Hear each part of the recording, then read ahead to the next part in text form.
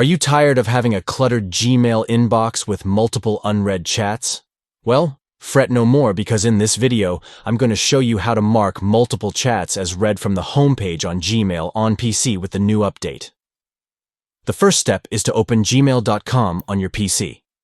Once you're on the Gmail homepage, look for the chats you want to mark as read.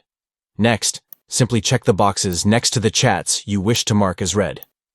You can select multiple chats by checking the boxes next to each chat. Now, here comes the magic step. Click on the envelope icon located at the top of the page. This action will instantly mark all the selected chats as read, giving you a clean and organized inbox in no time. And that's it. With just 3 simple steps, you can efficiently manage your Gmail inbox by marking multiple chats as read from the homepage on your PC. Say goodbye to the clutter and hello to a more organized and stress-free inbox experience. So why wait? Try out this handy feature in the new Gmail update today and enjoy a clutter-free inbox like never before.